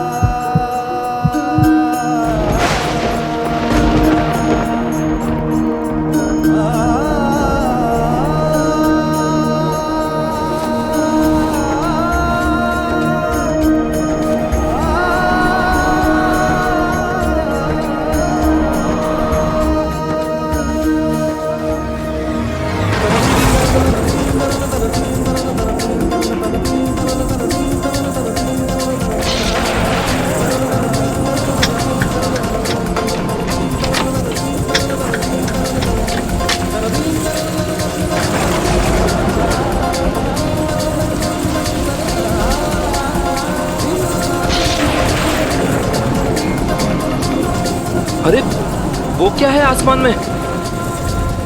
लगता है कोई तारा टूटा है। बादलों के बीच में से वो सितारा अभी भी साफ साफ कैसे दिखाई दे रहा है? क्या हो सकता है ये?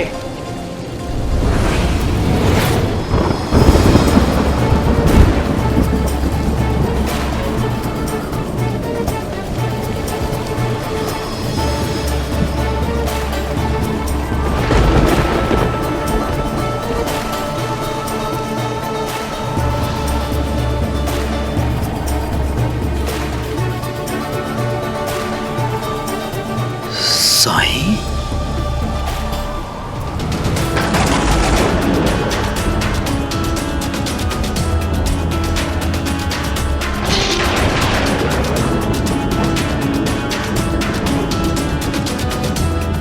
साईं,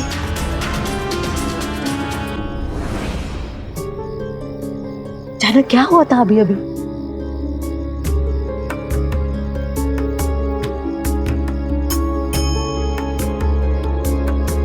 मैंने ऐसा पहले कभी कुछ नहीं देखा। हाँ मैंने भी। और ये हुआ क्या था? अगर तारा टूटता है तो वो नीचे की ओर आता है, ये तो ऊपर की ओर जा रहा था। और इतनी रोशनी, ऐसा लगता है जैसे पूरे ब्रह्मांड में विस्फोट हुआ हो। लगता है तूफान शिरडी से गुजर चुका है। उम्मीद करता हूं कि कहीं कोई ज्यादा नुकसान ना हुआ हो। आप बिल्कुल ठीक कह रहे हैं अप्पा जी। अब हमें द्वारका माई चलना चाहिए, बहुत देर हो गई है। चलिए।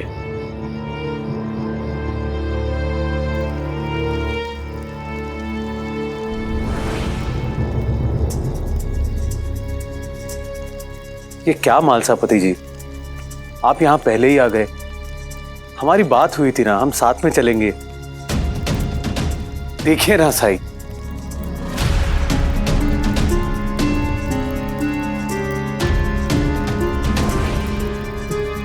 साईं तो सो गए। इतनी आंधी तूफान में इस साईं कैसे सो सकते हैं? थक गए होंगे। साईं को शांति से सोने देते हैं, हम लोग चलते हैं। आइए मालसापति जी।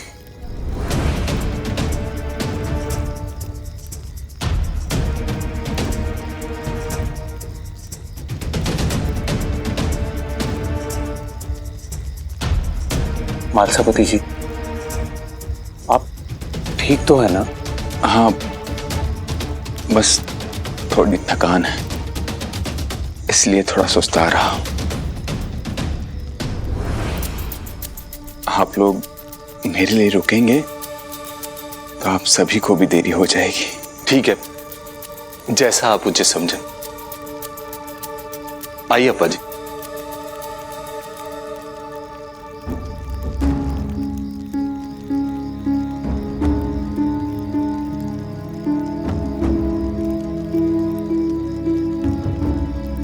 अप्पा जी,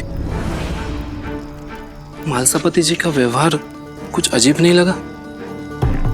लगा तो हो सकता है उन्हें कोई परेशानी हो और वो हमें बताना ना चाहते हो, इसीलिए तो द्वारका माई वो पहले आ गए। अगर वो हमें बताना नहीं चाहते तो हमें उन्हें परेशान नहीं करना चाहिए। आइए।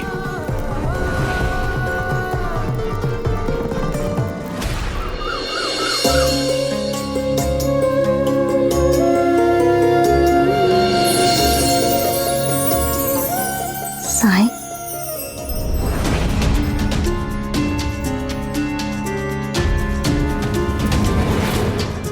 साईं रुको। साईं, साईं, क्या हुआ भाई साहब? साईं, मेरा साईं मुझसे दूर जा रहा है। मुझे उसे रोकना है। मुझे उसे भाई साहब शांत हो जाइए। मुझे उसके पास जाना होगा। भाई साहब शांत हो जाइए। देखिए, आपने सपना देखा है और सपना तो सपना होता है ना। साई को लेकर क्यों परेशान हो रही हैं आप? मुझे घबराहट हो रही है, मुझे डर लग रहा है, मुझे उसे जाकर देखना होगा ना। डरने की कोई बात नहीं है, साई कहीं नहीं जा रहे हैं। मैंने कल खुद उन्हें आराम से सोते हुए देखा है। इतनी आंधी तूफान में भी वो निश्चिंत होकर सो रहे थे। उनकी नींद तक नहीं खुली। आप सच कह रहे हैं ना? आपने उसे सोते हुए देखा? वो सो रहा था ना? हाँ, मैं अकेला ही नहीं था, और भी लोग थे वहां। लेकिन मुझे जाकर उसे देखना होगा, तभी मेरे मन को शांति मिलेगी।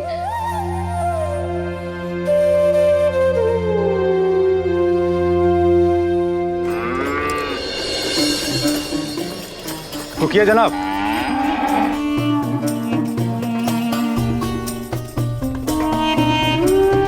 जी बोलिए।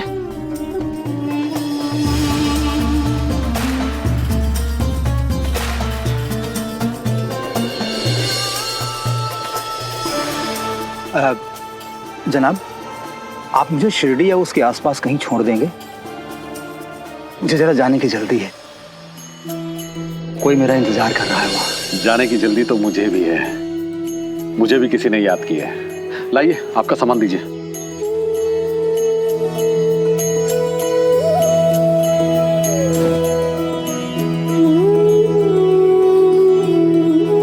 मुझे ऐसा लग रहा है मैंने पहले कहीं आपको देखा है। मुझे भी कुछ ऐसा ही लग रहा है। खैर, आप ये बताएं कि आप शिरडी में किससे मिलने जा रहे हैं? साईं। चांद भाई, दिलावर भाई, चांद भाई, खुशामदीद। बहुत दिनों बाद मिले। अरे भाईजान, और कैसे हैं आप? अल्लाह का शुक्र है।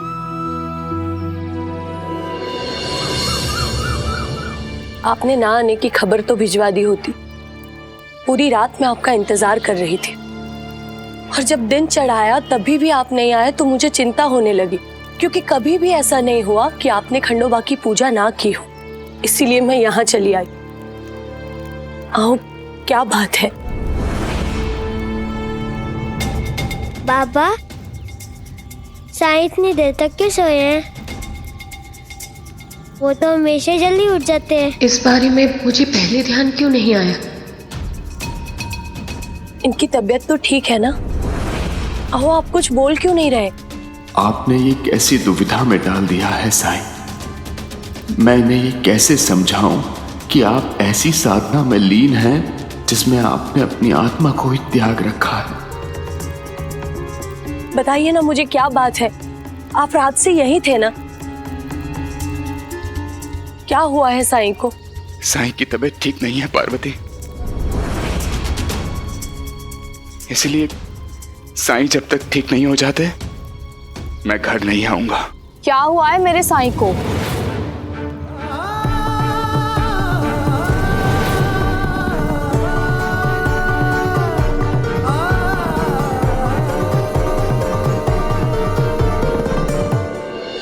पता है चांद भाई, जब पहली बार मैं आपसे द्वारका माई में मिला तो मैं आपसे बड़े ही बेअदबी से पेश आया था। चांद भाई, मैं अपने उस बर्ताव के लिए बहुत शर्मिंदा हूँ। हो सके तो मुझे माफ कर देना। अरे इसमें माफी किस बात की? और साईं कहते हैं ना, इस दुनिया में जो कुछ भी होता है अच्छे के लिए ही होता है। अब देखिए, उस वक्त आपने मेरे साथ जो भी किया उसकी बदौलत मेरी आंखों की रोशनी मुझे वापस मिल गई और मैंने मेरे साईं का एक और चमत्कार देख लिया।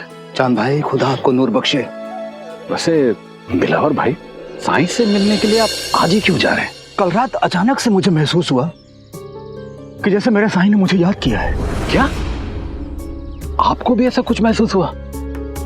कमाल है, कल रात मुझे भी ऐसा महसूस हुआ था। अब तो मुझे पक्का यकीन हो गया है, ये साईं का इशारा था। जरूर कोई खास बात होगी। साईं को हमारी जरूरत है, वरना इतने सालों में ऐसा कभी कुछ महसूस नहीं हुआ। खुदा करे सब खैरियत हो। आइए गाड़ी में बैठिए, साईं हमारी राह देख रहे होंगे।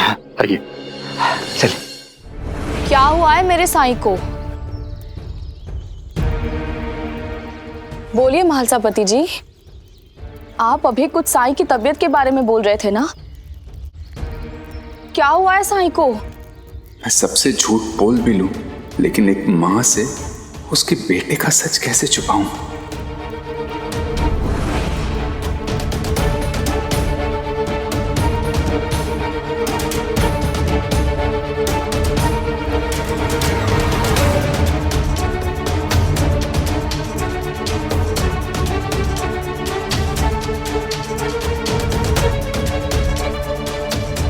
साईं,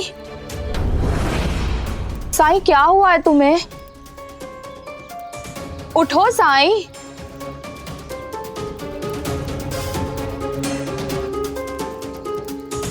भाई साहब का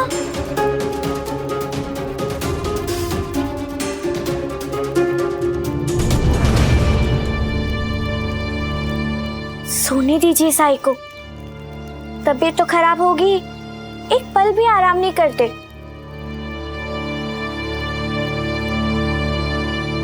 बस दिन रात दूसरों की सेवा। चलो इसी बहाने साई थोड़ा आराम कर लेंगे। आराम करने दीजिए।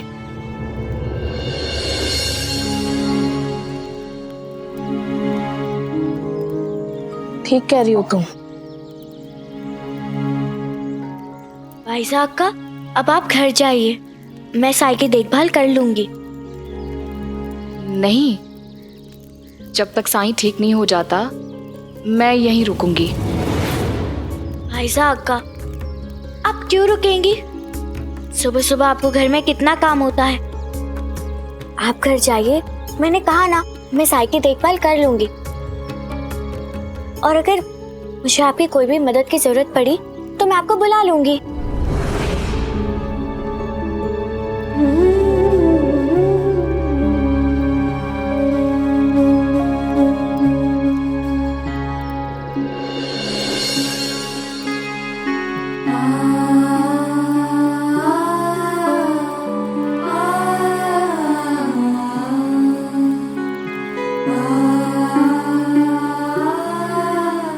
तुम्हें ऐसे कभी नहीं देखा मैंने साईं।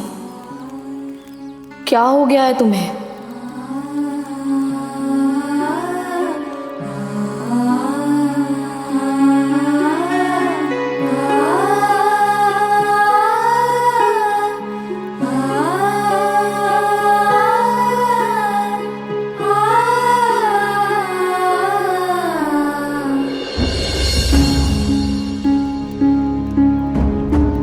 आहो, अब जिप्सी है साईं का ख्याल रखने के लिए यहाँ पर, तो आप चलकर खंडोबा की पूजा कर लीजिए।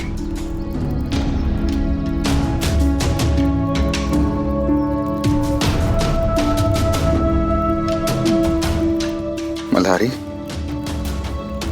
बेटा, खंडोबा की पूजा कैसे करनी है मैंने तुम्हें सिखाया है ना? हाँ बाबा। तुम्हें खंडोबा की पूजा करनी है अकेले, क्योंकि मुझे यहाँ साई के साथ रहना है। लेकिन ये अकेले पूजा कैसे कर पाएगा? कर लेगा पार्वती, तुम बस इसके साथ रहना। मुझे मल्हारी पर पूरा विश्वास है। साई की तबीयत खराब है, वो अभी आराम कर रहे हैं। अगर आप चाहते तो आप थोड़ी देर यहाँ इंतजार कर सकते हैं। हो सकता है कि साई उठ जाए। अब आ ही गए हैं तो थोड़ी देर बैठकर इंतजार कर ही लेते हैं। कब तक मैं इतने सारे लोगों से छुपा कर रख पाऊंगा कि साई उनकी उम्मीदों से कहीं अधिक देर तक उठने वाले नहीं हैं। साई साई साई साई धीरे बोलिए, साई सो रहे हैं। अभी तक सो रहे हैं? आप दोनों एक साथ अचानक यहाँ कैसे आना हुआ? ओह, कल रात साई ने हमें इशारा किया और हम यहाँ आ गए। शायद साई चाहते थे कि हम उनके पास आ जाएं। कोई बात नहीं, हम सब मिलकर साईं की सेवा करेंगे और देखना हमारे साईं बिल्कुल ठीक हो जाएंगे।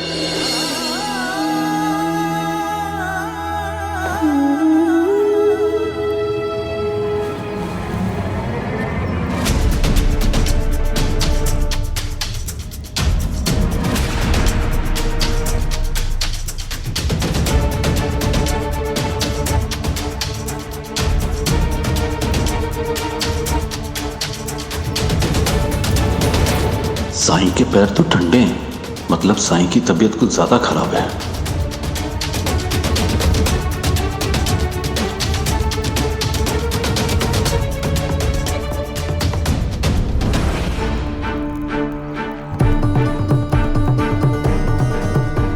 बहुत जल्द ही ये सारे लोग सवाल करने लगेंगे, पूछने लगेंगे कि साईं उठ क्यों नहीं रहे।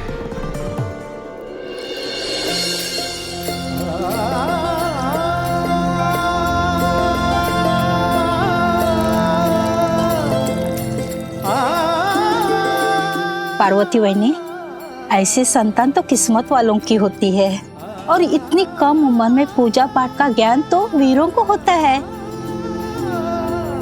ये बिल्कुल अपने बाबा पे गया है।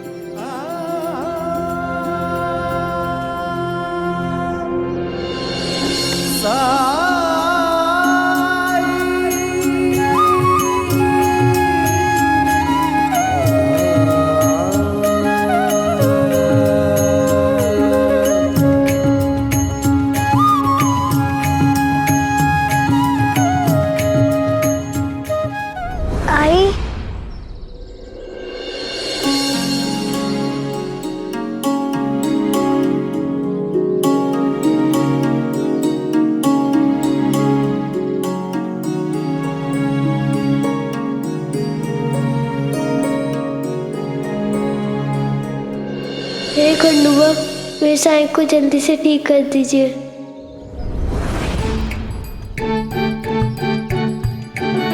क्या हुआ मल्हारी, इतने उदास क्यों हो? मेरे दोस्त बादाम का हलवा खा रहे हैं, वो परी भी। एक केवल मैं ही क्यों जिसे खाने की अनुमति नहीं है। अच्छा, तो तुम्हें इस बात का दुख है कि तुम ऐसे अकेले हो जिसे बादाम खाने की अनुमति नहीं है। हाँ साईं, इसमें मैं अकेले नहीं रहना चाहता।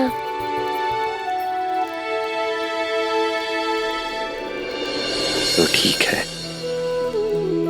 आज से जब तक तुम पूरी तरह स्वस्थ नहीं हो जाते और तुम्हें बादाम खाने की अनुमति नहीं मिल जाती, मैं भी अब बादाम नहीं खाऊंगा।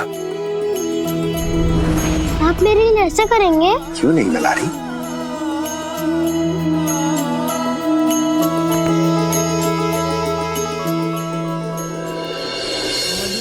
तव शरणं मधुनाथा तव शरणं मधुराया तव शरणं मधुनाथा तव शरणं त्रिगुणात्मका त्रिगुणातीता त्रिभुवन पालक तव शरणं त्रिगुणात्मका त्रिगुणातीता त्रिभुवन पालक तव शरणं शाश्वत मूर्ते तव शरणं दीप सुंदरा तव। पंता जी, ये मल्हारी क्यों पूजा कर रहा है?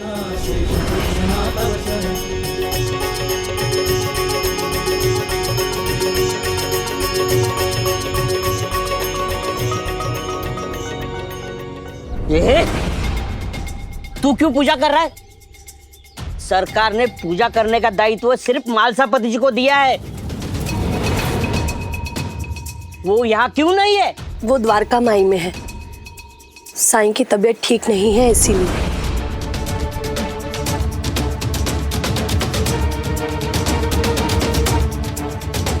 पंता जी, बैरागी की तबीयत खराब है। वो तो खुद को बहुत बड़ा वैद्य समझता था, खुद का इलाज नहीं कर पा रहा। पंता जी, खंडर जाकर आनंद लिया जाए। चलो। मेरे साई को क्या हुआ? परी, ऐसे रोते नहीं है। साई ने अगर तुम्हें रोते हुए देखा ना तो उन्हें बिल्कुल अच्छा नहीं लगेगा। चुप हो जाओ। परी, परेशान मत हो, साई जल्दी ही ठीक हो जाएंगे। अप्पा जी, हम कब तक ऐसे बैठे रहेंगे? मेरे विचार से हमें दूसरे गांव से किसी वैद्य को बुलाना चाहिए। कुलकर्णी सरकार को तो हम बुला नहीं सकते, एक तो वो आएंगे नहीं, और अगर गलती से आ भी गए तो हो सकता है कि वो इसे अपने लिए एक मौका समझे और कुछ उल्टा सीधा कर दे, क्योंकि साई को तो वो अपना दुश्मन समझते हैं। किसी को बुलाने की क्या जरूरत है? साई तो खुद सबसे अच्छे वैद्य हैं। भूल गए आप लोग, जब मुझे कुष्ठ रोग हुआ था तब साई ने मुझे ठीक किया था, जबकि सब कहते थे कि मेरा रोग लाइलाज है। साई के लिए किसी वैद्य, हकीम या डॉक्टर की कोई जरूरत नहीं है। हाँ, और वैसे भी साई ने मालसापति जी को कहा था कि उन्हें सिर्फ आराम करना है। हमें भी साई की बात मान लेनी चाहिए। परेशान होने से क्या फायदा? लेकिन साई ने कल रात से आंखें नहीं खोली हैं। जब हम बीती रात यहां आए थे तब भी साई सो रहे थे, और अब तो दोपहर हो गई है, साई अभी भी सो रहे हैं।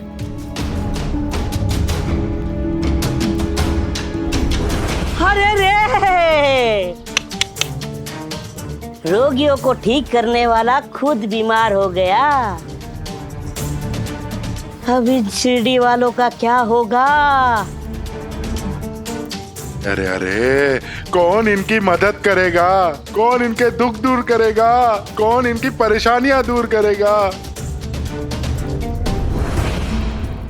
किसी को गुमराह करना ये तो अच्छी बात नहीं है, और वजह चाहे जो कुछ भी हो,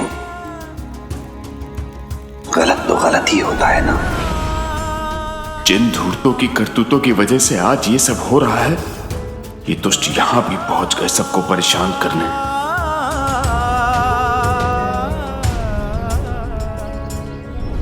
आप लोग शोर मत कीजिए। साई की तबीयत खराब है और वो जल्दी ठीक हो जाएंगे। आप तो ऐसे तौबा मचा रहे जैसे साई शिरडी छोड़कर चले गए हो, और उन्हें लेकर आप दोनों को इतनी चिंता क्यों हो रही है? क्यों नहीं चिंता होगी हमें? हम बुरे जरूर हैं, लेकिन हमें भी दूसरों का दुख दर्द में दर्द होता है, दुख होता है। अरे किसी को बुलाओ, साई को दिखाओ, उनका इलाज करवाओ। हंता जी, किसी को बुलाने की क्या जरूरत है? क्या ये सब लोग नहीं जानते कि साई सबका इलाज किससे करते हैं? राख से ही ना। हाँ। तो वही राख साई को पिलाओ। अरे उठाओ साई को, राख पिलाओ, राख। नहीं। क्यों नहीं? क्योंकि साई ने मुझसे कहा था कि जब तक वो खुद से नहीं उठ जाते कोई उन्हें जगाएगा नहीं। और वैसे भी हम तुम लोगों की बात क्यों माने? हम वही करेंगे जो साई ने हमें कहा है, समझे तुम? ये कहो कि साई को अपने औषधि पे भरोसा नहीं है, सबको राग देता है। अब खुद की बारी आई तो आराम से सो रहा है, लेकिन मैं नहीं चुप बैठने वाला।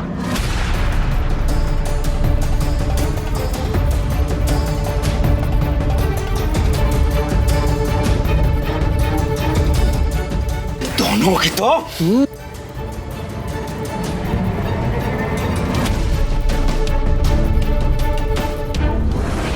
लीजिए उस्ताद।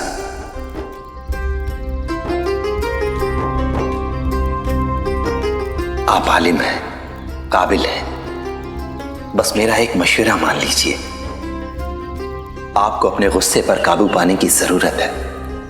फिर देखिएगा आपके शागिर्द आपसे कितनी जल्दी तालीम हासिल कर लेंगे। तुम्हारे ये बेफजूल के मशवरे सुनने का वक्त नहीं है मेरे पास। उस्ताद को सख्त होना ही पड़ता है, वरना उसके शागिर्द काबू में नहीं रहते। वो डरते भी नहीं है। तो उससे से आप डरा सकते हैं, सिखा नहीं सकते। सिखाने के लिए उनसे प्रेम करना होगा, और प्रेम करने के लिए मन में प्रेम होना जरूरी है, गुस्सा नहीं।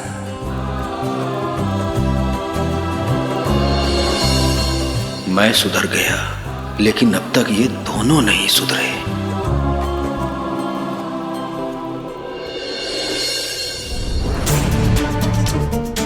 अंता जी, मुझे समझ में आ गया है कि यहाँ पे क्या हो रहा है। सच तो ये है कि हमें छोड़कर यहाँ पर मौजूद सब लोग यही चाहते हैं कि साई कभी ठीक ना हो। इन दोनों की माँ,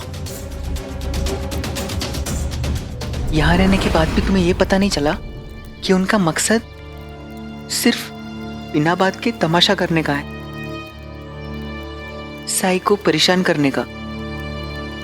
तुम उन पे ध्यान मत दो।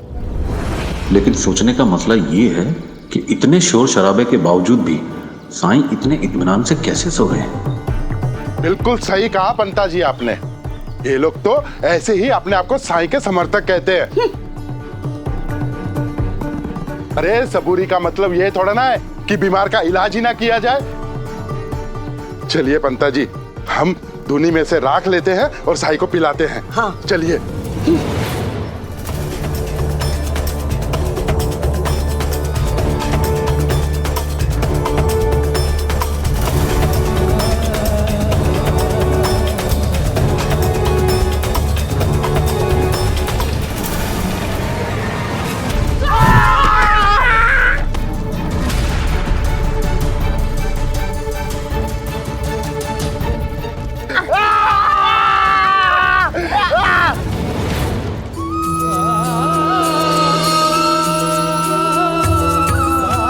शुक्र है खंडोबा का, धुनी इस जगह की अभी भी रक्षा कर रही है। इसका अर्थ तो केवल यही हो सकता है कि साईं जरूर वापस आएंगे। ऐसे और भी मजेदार वीडियो के लिए हमारे चैनल को लाइक, शेयर और सब्सक्राइब करें।